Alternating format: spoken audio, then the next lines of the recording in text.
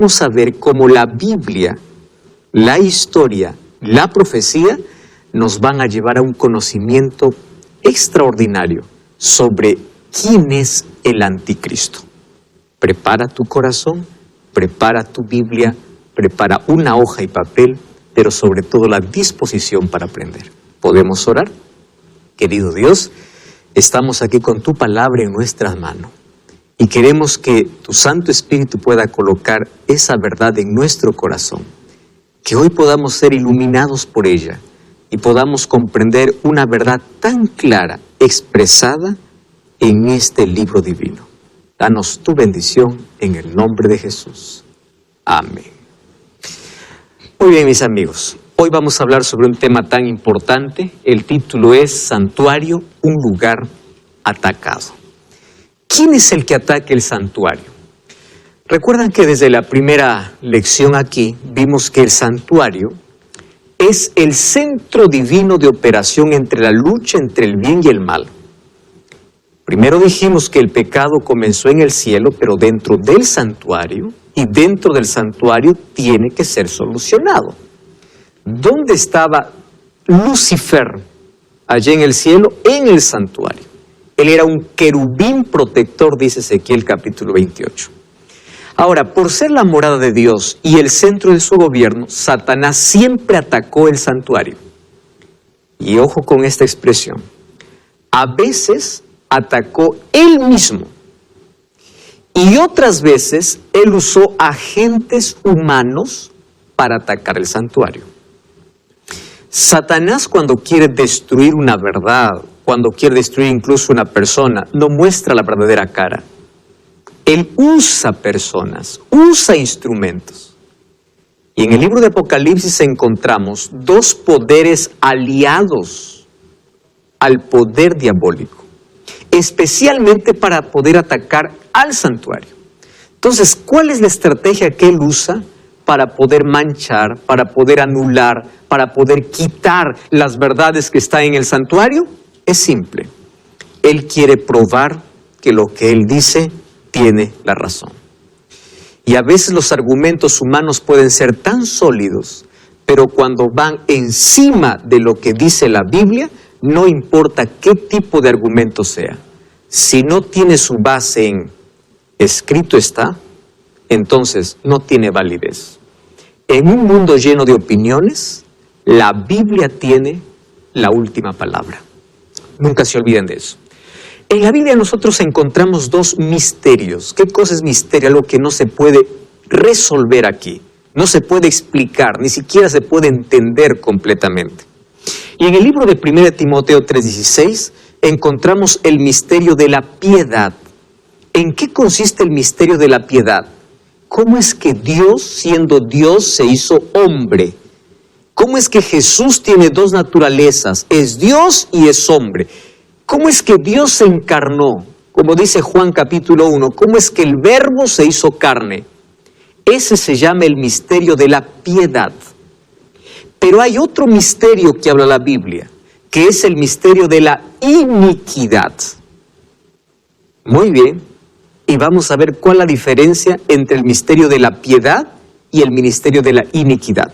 ¿Quieren saber cuál es la diferencia? Vamos al libro de 2 de Tesalonicenses capítulo 2. El apóstol Pablo envía esta carta a Tesalónica, a la iglesia tesalónica, y por allí ya estaban habiendo falsos rumores en cuanto a la venida de Jesús. Muy bien, y allí en su segunda carta, el capítulo 2, versículo 3, dice así. Vamos a leer, ¿está bien? Todos están allí con Biblia. Dice así el versículo 3.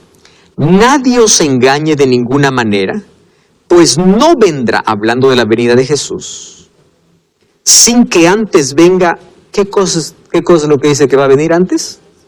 La apostasía, y se manifieste el hombre de pecado. ¿Quién es el hombre de pecado? El hijo de perdición. Wow, está dando muchas características, pero no nos está diciendo el nombre. Versículo 4 dice, este se opone y se levanta contra todo lo que se llama Dios o es objeto de culto, tanto que se sienta en el templo de Dios como Dios, haciéndose pasar por Dios. ¿Quién es este hombre de pecado? Este hombre de pecado, este hijo de perdición, este que se siente en el trono de Dios haciéndose pasar por Dios, en Apocalipsis 13 es visto como la bestia que sube del mar. Bestia en profecía significa poder. Un poder que surge del mar. ¿Y mar qué significa en profecía? Multitudes. Este mismo es el que se conoce como el anticristo. ¿Qué significa el que quiere ocupar el lugar de Cristo, se hace pasar por Cristo sin ser Cristo? Por eso se llama anticristo, porque dice que se siente en el templo de Dios como Dios y se hace pasar por Dios. Este mismo anticristo es el que habla Daniel capítulo 7 y lo representa como un cuerno pequeño. Cuerno, como un poder que se levanta en contra de Dios. Entonces, hay varias maneras de poder representar al anticristo. Hombre de pecado, hijo de perdición, apóstata, que se siente en el templo, la bestia que sube del mar, como dice Apocalipsis, y el cuerno pequeño, como dice Daniel. Todo eso representa un solo poder. Escuchen lo que estoy hablando. No estoy hablando de un hombre, estoy hablando de poder. ¿Correcto? Yo aquí coloqué algunas expresiones que me llaman la atención. Pablo primero dice que nadie se engañe. Ustedes recuerdan que en el capítulo anterior de Biblia Fácil vimos cómo Satanás desvía la atención del verdadero anticristo y lo coloca en un hombre enigmático, cuando la Biblia ya revela quién es el verdadero anticristo. Ahora, ¿qué cosa dice? No vendrá sino antes que venga la apostasía. ¿Qué significa apostatar? Apostatar significa abandonar la verdad. ¿Qué cosa es la verdad? Santifícalos en tu verdad, tu palabra es verdad.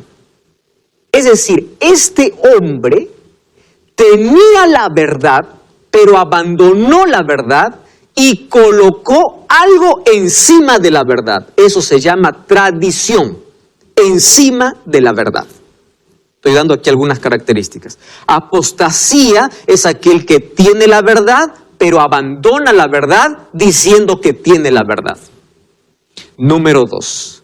Dice que este es el hombre de pecado. El idioma griego original no dice hombre de pecado, dice hombre que se opone a la ley. ¿Pero por qué fue traducido como pecado? Porque pecado es transgresión a la ley, entonces no hay mucha diferencia allí. Pero en sí es hombre que se opone a la ley. Dice el hijo de perdición. ¿Ustedes saben quién fue el hijo de perdición? ¿Quién fue llamado hijo de perdición?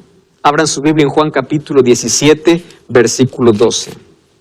Miren, Juan capítulo 17, versículo 12. Dice así: cuando estaba con ellos en el mundo, yo los guardaba en tu nombre, a los que me diste yo los guardé, y ninguno de ellos se perdió. Sino, ¿quién se perdió? El hijo de perdición. ¿Quién es el hijo de perdición aquí entre los apóstoles? Judas. El único que se perdió. Ahora presten atención.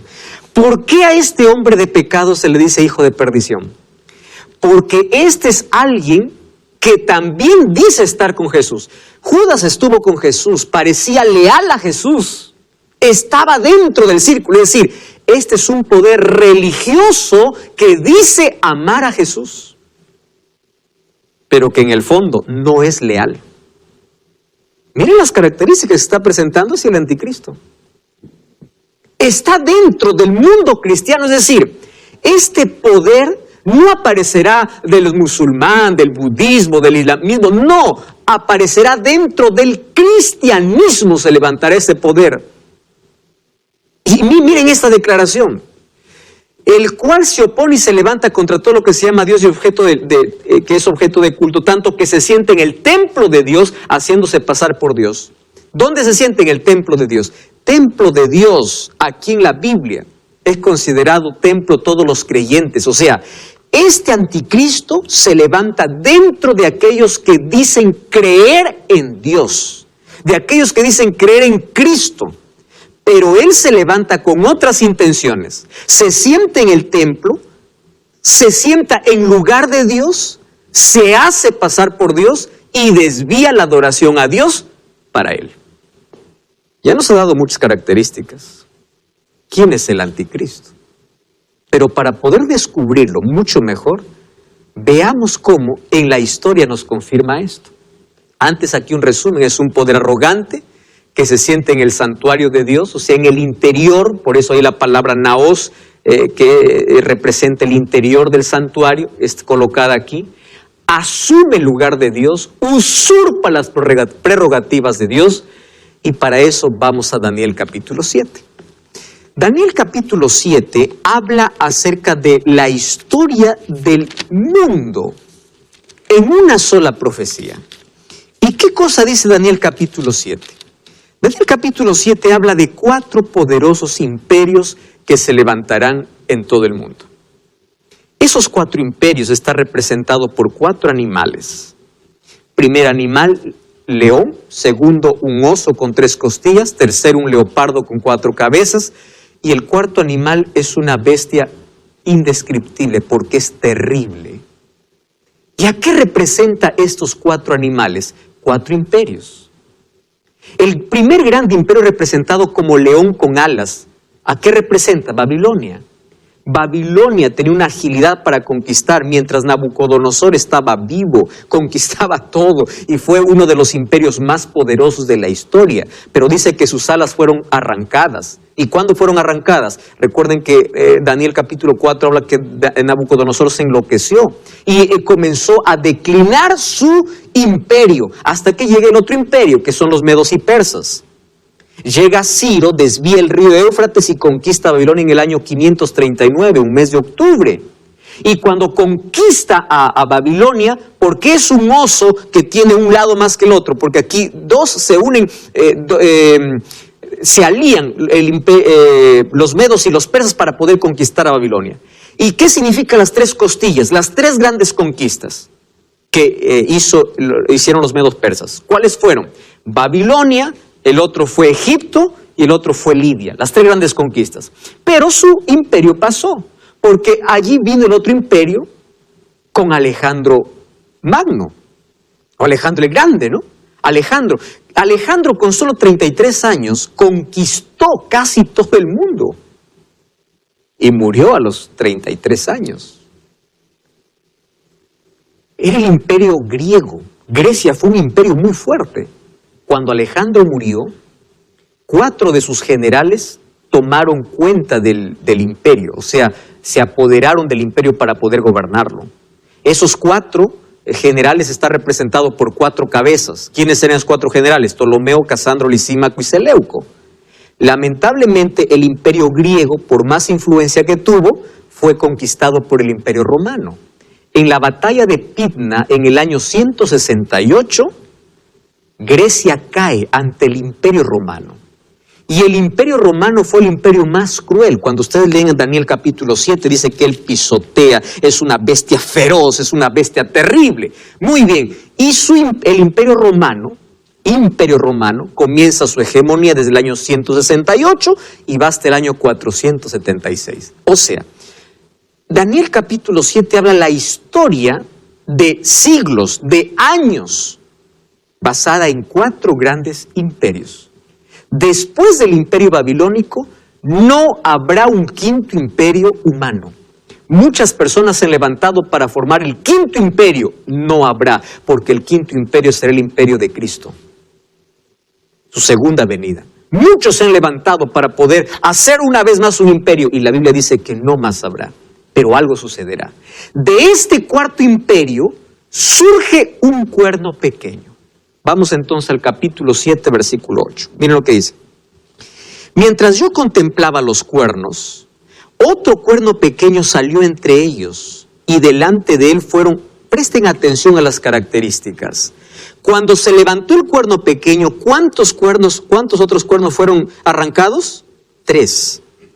Este cuerno tenía ojos como de hombre y boca que hablaba insolencia. Ojo significa sabiduría, inteligencia. Y habla. Este es un símbolo, obviamente. No hay un cuerno que habla, pero este es un símbolo de un poder. Vamos a leer el versículo 21. Miren lo que es el versículo 21. Y veía yo que este cuerno, hablando de ese cuerno pequeño, hacía guerra contra los santos y los vencía. ¿Quiénes son los santos? El pueblo de Dios. O sea, este cuerno pequeño dice que blasfema contra Dios. ¿Dónde dice eso? Vamos al versículo 25. Vamos del versículo 23. Dijo así: la cuarta bestia será un cuarto reino sobre la tierra, diferente de los otros reinos. De la tierra devorará, trillará y despedazará. ¿Cuál es la cuarta bestia? El Imperio Romano. Mira el versículo 24. Los 10 cuernos significan que de aquel reino, ¿de cuál reino? Del Imperio Romano, se levantarán 10 reyes, ¿correcto? Y después se levantará otro, pero será diferente. Y cuando se levante, derribará ¿a cuántos? A 3. ¿Qué hará este cuerno pequeño? Hablará palabras contra el Altísimo, a los santos del Altísimo quebrantará y pensará cambiar los tiempos y la ley, y serán entregados en su mano. Tiempo, tiempos y medio tiempo. Presten atención a todas las características que presenta. Yo lo he resumido acá. De la cuarta bestia, que es el Imperio Romano, ¿qué cosa dice? Que surgirá un cuerno pequeño. Lo que pasa es que la cuarta bestia dice que tenía 10 cuernos. Ahora les voy a decir qué significa esos 10 cuernos. Muy bien. Pero cuando sube este cuerno pequeño, para que sube el cuerno pequeño, 3 de los 10 son arrancados. ¿Está bien? Estoy resumiendo acá. Este cuerno pequeño tiene ojos de hombre, significa inteligencia. Habla palabras contra el Altísimo, se habla blasfemias, y hace guerra contra los santos y los persigue. ¿Y cuál es la última característica? Cambiará los tiempos y la ley. O sea, más claro no puede ser aquí la visión que tiene Daniel sobre quién es el cuerno pequeño. Lo dice con características exactas. Cuando nace, derriba 3, habla palabras contra Dios, persigue al pueblo de Dios y va a cambiar los tiempos y la ley. No se olviden de esas características. Entonces la pregunta es, ¿quién es él? ¿Quién es? Vamos a la historia. En la historia vemos que del Imperio Romano, el Imperio Romano fue conquistado por 10 tribus. Esos representan los 10 cuernos. ¿Quiénes eran esas 10 tribus? 10 tribus bárbaras. ¿Qué significa bárbaras? Extranjeras. Constantino, desde el año 330, comienza a cambiar la capital y lo lleva a Constantinopla. Hace incluso una ciudad en honor a su propio nombre. El imperio comienza a debilitarse. 10 tribus empiezan a minar todo el Imperio Romano. ¿Y saben qué cosa sucede en el año 478? En el año 478, 476, Odoacro va hasta la silla del sumo pontífice y lo derrota. El último emperador romano se llamó Rómulo Augusto. Rómulo Augusto entrega la corona y la autoridad y se rinde ante Odoacro, que era uno de los que lideraba las 10 tribus bárbaras. ¿Y qué sucede? A partir del año 476, desaparece para siempre el Imperio Romano. Nunca más hay un Imperio Romano. Pero ¿cómo es dividido el Imperio Romano? Esas 10 tribus bárbaras, a todo el imperio, lo divide por territorios. Ese territorio, ¿cómo se llama hoy? Europa. Gran parte del continente, o el continente europeo, antes era un solo imperio, el Imperio Romano. Y esas 10 tribus dividen ese territorio. Ahora, cuando Odoacro conquista a Rómulo Augusto, ahí hubo guerra entre ellos, entre los 10. Y aparece Teodorico para poder deponer a Odoacro. Entre esa guerra que habían entre esos reyes, aparece un hombre. Este hombre es muy importante en la historia. Se llama Franco Clodoveo. Franco Clodoveo se había convertido al catolicismo. Su esposa Matilde lo había llevado a ello. Pero Franco Clodoveo, al ver esta guerra que había entre ellos, se dio cuenta que habían 3 reyes que estaban en contra del obispo de Roma. Entonces, ¿qué cosa hace Franco Clodoveo? Comienza las guerras papales. Y después Franco Clodoveo, junto con Justiniano, en el año 533, declara al obispo de Roma como la cabeza de todas las iglesias. Y al declararlo como la cabeza de todas las iglesias, todos le llamaban al obispo de Roma Papa, Padre. Y ustedes saben que cuando el Papa se instala en Roma, él lleva el mismo título de los emperadores. ¿Ustedes saben cómo les llamaban a los emperadores? Sumo pontífice. O sea, cuando desaparece el Imperio Romano, ¿qué cosa aparece? Un poder político religioso. ¿Y qué significa que cuando él nació, 3 cuernos fueron desaparecidos? Es que desde el año 533, en esas guerras, 3 tribus fueron eliminadas, que eran las tribus arrianas, porque creían en Arrio y estaban en contra del obispo, en contra del papa. ¿Saben qué cosa fue? Fueron eliminadas esas 3 tribus. O sea, la profecía se cumplió exactamente en la historia. 3 tribus cayeron, un poder se levantó, pero este poder era diferente. ¿Por qué era diferente? Porque este poder tiene algunas características. ¿Qué cosa hace? Habla palabras contra el Altísimo. ¿Qué cosa significa hablar palabras contra el Altísimo? Blasfemar. Recuerden las características. Ya vimos el origen, cómo nació. Muy bien, ¿qué sucede ahora? ¿Qué cosa es una blasfemia? Marcos 2:5 al 17 dice, al ver Jesús la fe de ellos, dijo al paralítico, tus pecados te son perdonados. Y ellos dijeron, blasfemia dice, ¿quién puede perdonar pecados si no solo Dios? O sea, ¿qué cosa es una blasfemia en la Biblia? Alguien que en lugar de Dios quiere perdonar pecados. Existen 2 dimensiones del perdón. Horizontal y vertical. Cuando yo ofendo a Dios, solo Dios me puede perdonar. Cuando yo ofendo a mi prójimo, yo le puedo pedir perdón y él me puede perdonar. Jesús nos enseñó en la oración, perdónanos como nosotros perdonamos. O sea, el perdón horizontal es el perdón entre los seres humanos. Pero ¿quién te dijo que cuando ofendes a Dios tienes que ir a confesarte a un hombre para que te perdone? Eso se llama blasfemia. Ahora, fíjense aquí. Lo que estoy hablando hoy no es un invento, esto está en registros de la historia. Y incluso aquí yo tengo los documentos. Miren lo que dice. En la confesión al sacerdote, el sacerdote tiene el poder de perdonar todos los crímenes cometidos. ¿Cómo que poder? ¿Quién le dio ese poder? ¿Tiene poder? ¿Acaso la Biblia no dice que el único abogado es Cristo? ¿El único intercesor es Cristo? ¿El único intermediario es Cristo? Miren este texto, Canon Católico. Cuando un delincuente confiesa sus pecados al sacerdote, todos los delitos no solo son perdonados, también son destruidos y el criminal se convierte en una nueva persona, en un santo.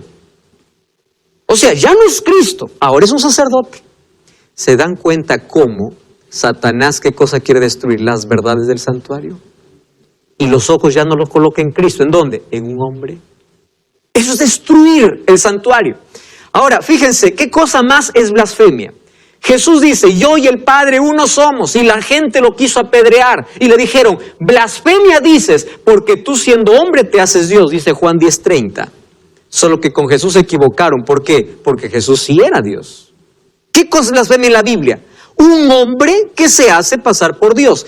El cuerno pequeño, ¿qué cosa habla? Blasfemias. ¿Cuál la primera blasfemia? Pretensión de perdonar pecados. ¿Cuál la segunda blasfemia? Quererse pasar por Dios. ¿Hay registros que pueden corroborar eso? Presten atención acá.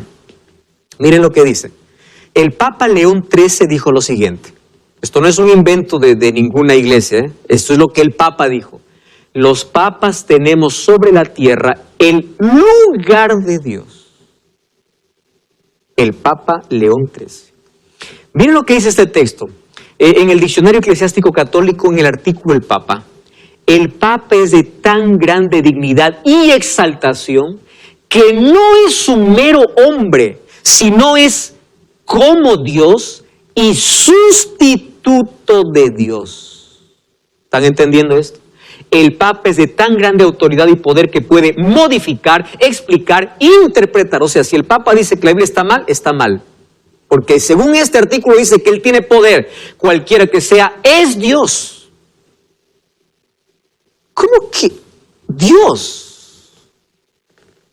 Ahora fíjense una cosa, Bonifacio VIII dijo así: declaramos, definimos y proclamamos que cada ser humano debe someterse al pontífice romano para ser salvo. O sea, ya no te debes someter a Dios, ahora tienes que someterte a un poder.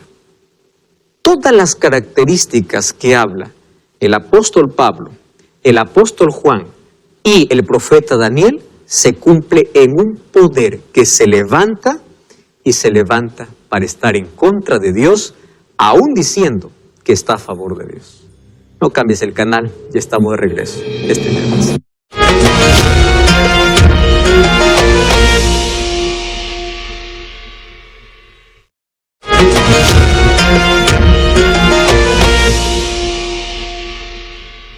En el estudio de hoy estamos hablando sobre un poder que quiere ocupar el lugar de Dios aquí en la tierra. Y antes de la pausa nosotros ya hablamos sobre las características de este poder. ¿Cuál es la segunda característica que tiene ese poder? ¿Qué cosa dice?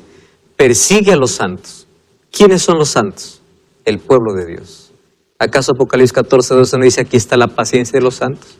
Y ya explicamos aquí qué significa ser santo. No es aquel que nunca peca, es aquel que guarda los mandamientos de Dios, dice Apocalipsis 14, y es aquel que camina con Dios, es santificado por su palabra, según Juan 17:17. Ahora, presten atención aquí. Perseguirá, dice a los santos, por tiempo, tiempos y la mitad de un tiempo. Daniel y Apocalipsis mencionan esta profecía de por lo menos 3 maneras. Pero las 3 maneras coinciden con un mismo tiempo. Daniel dice que es tiempo, tiempos y la mitad de un tiempo. Un tiempo equivale a un año, 2 tiempos, 2 años, medio tiempo, 3 años. En total son 3 años y medio. Y ahora, miren lo que sucede. Un año tiene 12 meses, 2 años, 24 meses, medio año, 6 meses. O sea, en la Biblia dice que tiempo, tiempos y la mitad de un tiempo es el periodo con el cual Él perseguirá a los santos del Altísimo. En Apocalipsis dice que perseguirá por 42 meses. Para que ustedes tengan idea, 42 meses es igual a 3 años y medio, y 3 años y medio es igual a 3 tiempos y medio. Entonces, cuando se dice 42 meses, cuando se dice tiempo, tiempos y la mitad de un tiempo, está hablando del mismo tiempo profético. Pero también Apocalipsis dice que perseguirá por 1260 días. Ahora, 1260 días es igual a 42 meses. ¿Cómo sacamos eso? Es muy simple. 42 meses por 30 días que tenía el calendario judío, ¿cuánto es? 42 por 30, 1260. O sea, 42 meses es igual a 1260 días. Y 42 meses también es igual a tiempo, tiempos y la mitad de un tiempo. Las 3 periodos de tiempo que menciona la profecía está hablando de un solo evento. ¿Cómo se cumple esto en la historia? Al comenzar le dije que la profecía es un adelanto de la historia y la historia es una confirmación de la profecía. Miren, ¿qué sucede? Este poder persiguió por 1260 años al pueblo de Dios. ¿Cuándo comienza? En el año 538. En el año 538 Él tiene el poder absoluto. ¿Y saben qué comienza allí? Vamos a revisar cualquier libro de historia. Esto es lo que se conoce como la Edad Media, la Edad Oscura, la Edad de Persecución. ¿Y qué sucede en el año 1798? En el año de 1798, el Papa Pío VI es tomado prisionero por el general Berthier, enviado por Napoleón Bonaparte. Mientras él estaba celebrando su coronación en la Capilla Sixtina, todo su poder fue quitado. Y allí acabó este periodo. Y de allí, obviamente, que vienen otros periodos en la historia. Pero se cumplió exactamente la persecución. Hubieron 12 siglos de tinieblas y persecuciones, cruzadas, horrores. ¿Recuerdan de la Santa Inquisición? Yo no sé qué santo tenía. Están colmados de pasajes oscuros, cárceles, registros teñidos de sangre, torturas. ¿Quiénes eran torturados? Aquellos que no obedecían lo que el Papa decía. Miles de cristianos fueron ejecutados. Miles. Y aquel que quería ser fiel a Dios, ¿a dónde iba? Allá, lejos de la ciudad. Por eso es que en Apocalipsis 12 dice que la mujer huyó al desierto. ¿Qué significa desierto? Lugares desolados. ¿Por qué huyó al desierto? Por 1260 días o 1260 años. Porque estaba siendo perseguida. Por eso es que Dios tenía que traer esa iglesia que mantenía la verdad y estaba escondida nuevamente a la luz. Para poder restaurar todas las verdades que este sistema había echado por tierra. Ahora, y aquí en Daniel capítulo 7 encontramos todas las características de su cumplimiento. Hay algunos que intentan colocar que ese cuerno pequeño es Antíoco Epífanes, pero no es así por las características que coloca Daniel 7. Surge de la cuarta bestia, aparece después de los 10 cuernos, es diferente a los otros, es más grande que todos, arranca 3, blasfema contra Dios, hace guerra a los hijos de Dios, cambia los tiempos y la ley y empieza a perseguir a los santos. Es decir, todo eso exactamente se cumple en un poder. Y esto no tiene que ver con una persona, con una religión, esto es la Biblia, es la profecía.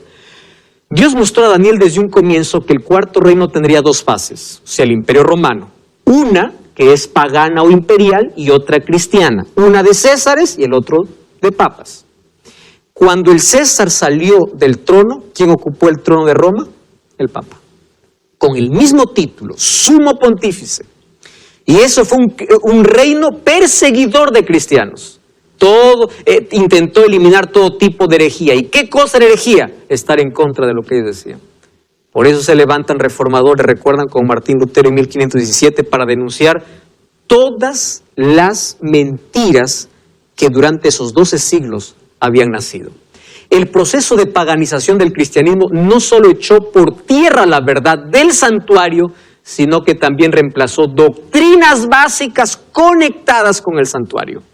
Cuando ustedes leen Daniel capítulo 7, el capítulo 8, ya hemos leído, me parece, un capítulo anterior, dice que echó por tierra toda la verdad.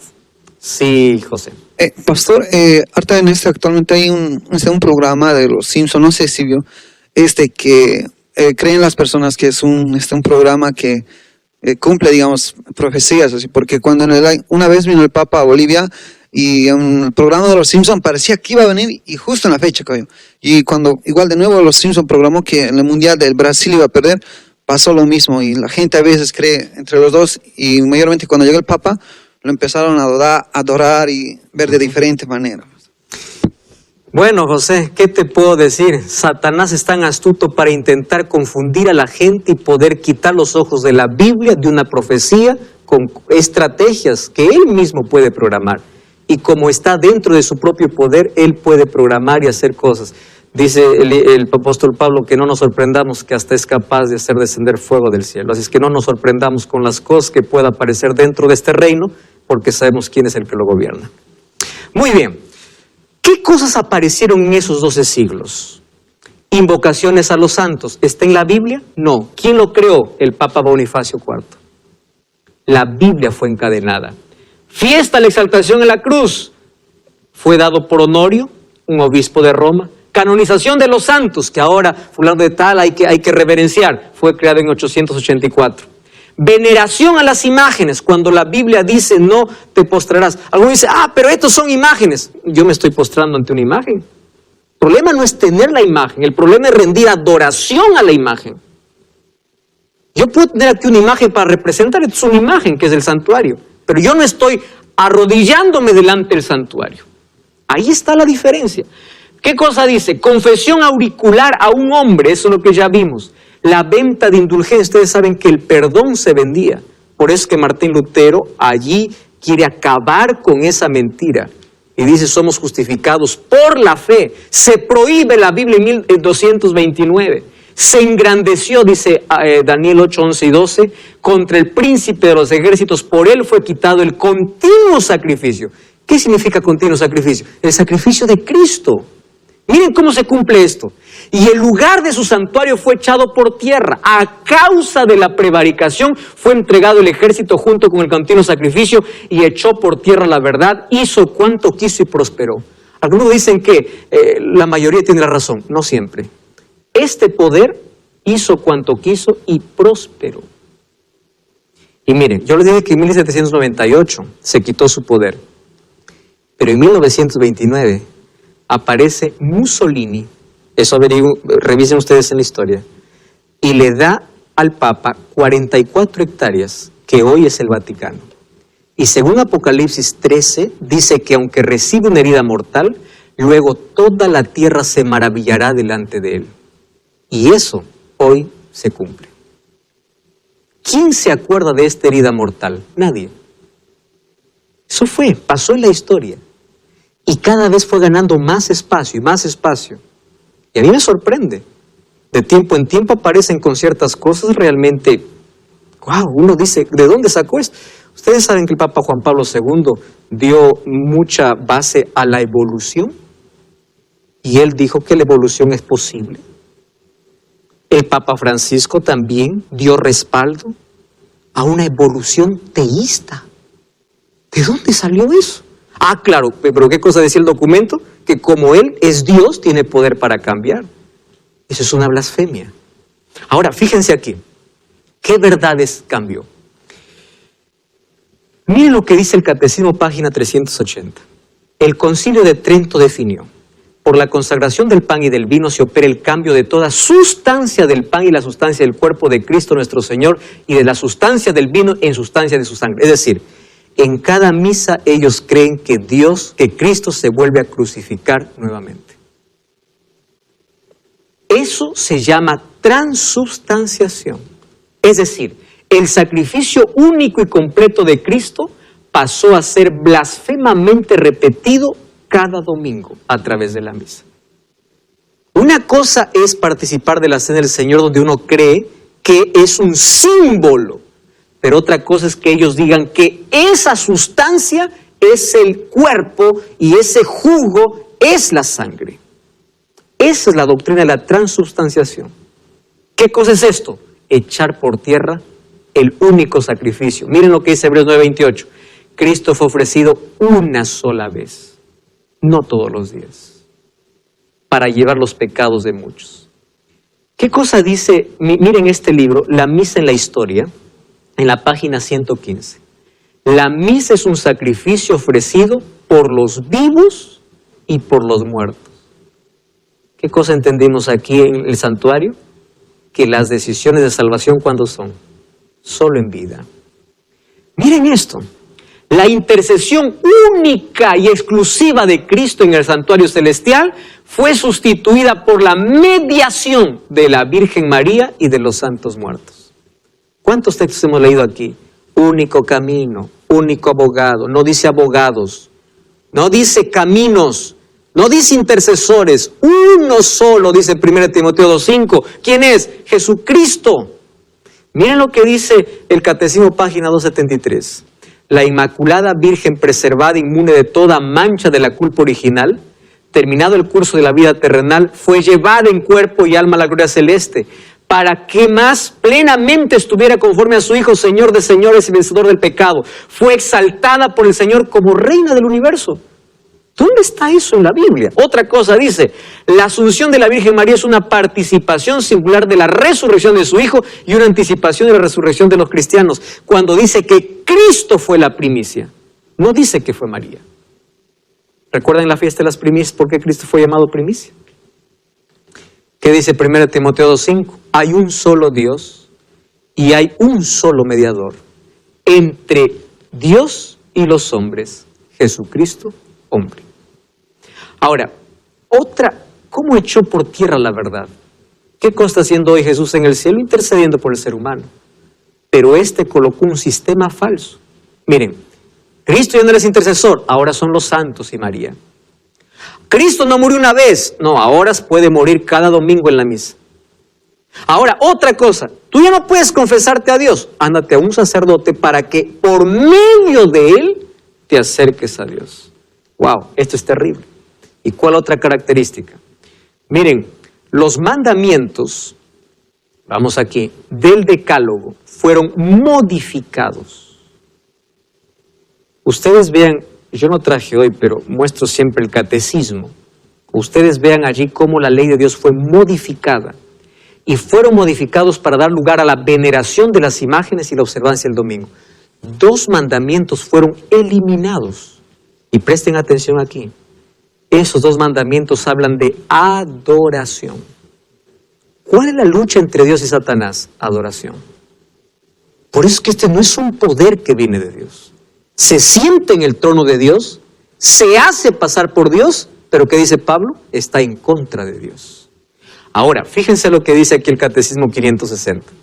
Fue fundado en el ministerio del Verbo Encarnado, que el Séptimo Concilio Ecuménico de Nicea dio en el 787, justificó el culto de los íconos, los de Cristo, pero también de la Madre de Dios, de los ángeles y de todos los santos. ¿Y ahí qué cosa dice? El culto cristiano de las imágenes no es contrario al primer mandamiento que prohíbe a los ídolos.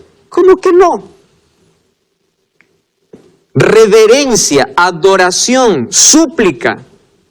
Cuando uno va ahí al pie de un ídolo, no va solo para mirarlo, va para reverenciarlo y para suplicar. O sea, ya no es Dios, el foco es el hombre, el foco es la escultura. Satanás lo que quiere es desviar la vista de Dios. ¿Por qué? Porque Satanás sabe que sin Cristo estamos perdidos. Y ahí está la mejor manera de poder desviar la atención. Ustedes sabían que ni siquiera los ángeles